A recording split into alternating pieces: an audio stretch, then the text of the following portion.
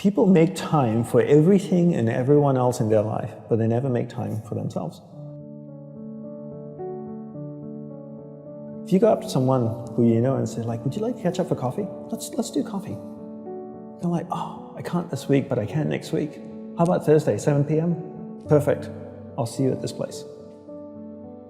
When was the last time someone is willing to take time out of their life to spend time with themselves? So if I wanted to get to know you, and we've had one dinner, and we had a great conversation, we're spending time here.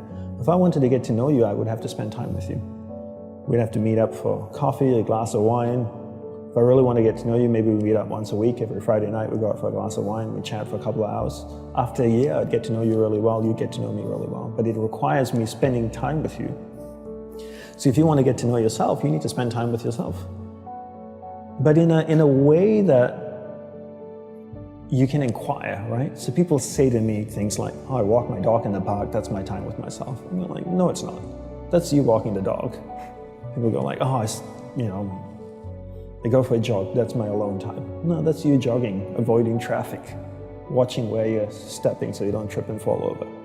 Spending time with yourself is sitting down, closing your eyes, not interacting with the outside world, and actually going inside and having that conversation. The same conversation I would have with you and say like, hey Brian, so where did you grow up? You said California, do you like to surf? No? Hate the water, love the water? Tell me, right? And people don't have that conversation, and because they don't have that conversation with themselves, they don't end up knowing what they want in life. Because they don't know what they want in life, they can't focus that finite amount of energy, and then they don't live a lifestyle that brings them happiness, and most people end up being unhappy. A couple of things I would say. One is simplify your life. Everybody's so busy. Everybody's got a lot of things to do. We don't actually have a lot of things to do. Right, we like being distracted because then we don't have to think about ourselves. And we don't have priorities in life. Most people don't have clear priorities in life. For me, my goal is to simplify my life, simplify the number of people in my life, and simplify the number of things in my life. We only have a finite amount of energy each day, right? But every year, we have more people in our lives. Is that a fair statement? More Facebook friends, you have more people you're connected with, but your energy stays the same. So that's not a proportionate growth. If your energy is increasing every year proportionately with the number of things and people in your life, then we don't have to talk about this. But your energy level is the same. But the amount of people and things in your life are growing almost exponentially. So whereas that doesn't work. So for me, it's always about simplifying first the people and things into your life, into who and what's most important, taking that finite energy that you have each day and focusing. Second step is learning how to focus and concentrate that finite amount of energy into the people and things that truly matter. Now you start to create a lifestyle that you actually love because you're invested into people and things that matter. And the byproduct of that is happiness. And you said happiness is not a goal. Is that correct? Yes, happiness is not a goal. And if you ask most people, what do you want in life? They say, I want to be happy. Right? Would that be a fair statement? I mean, literally, it's in the U.S. Constitution, I think, the pursuit of happiness. The pursuit of happiness. Right. I always say you should never pursue happiness. Don't pursue happiness. Pursue a lifestyle where the byproduct of that lifestyle is happiness.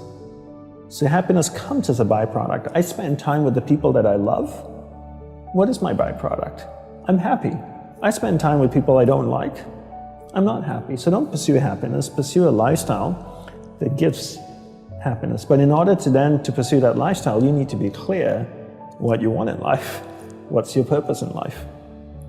And people don't know this because they don't spend any time with themselves. People think that the more you meditate, the better it is. So 20 minutes of meditation is not as great as 3 hours of meditation. And it's actually not how we work. For us, we believed in quality as opposed to quantity. We spent the whole day preparing to meditate. What comes before meditation? Concentration. Concentration comes before meditation. So you need to learn how to concentrate in order to meditate. And we believe that you can't meditate if you can't concentrate. So we spend the whole day focusing on concentration. So when I spoke with someone in the monastery, I spoke with another monk, I gave them my undivided attention. When I worked on my laptop, I focused on working on my laptop. When I swept the sidewalk, I focused on sweeping the sidewalk. So throughout the day, I'm practicing concentration. Now when I go to sit down to meditate, I'm really focused, and I can have a dynamic meditation session. And I always use the simple analogy of, take Usain Bolt, for example, the sprinter, right? I don't know much about him except he won 3 gold medals, fastest man on earth from Jamaica. I can make an assumption, and tell me if I'm wrong, that his whole day is structured. That he eats the right kinds of food and drinks the right amount of water. He goes to the gym. If you look at the boy, he's ripped, right?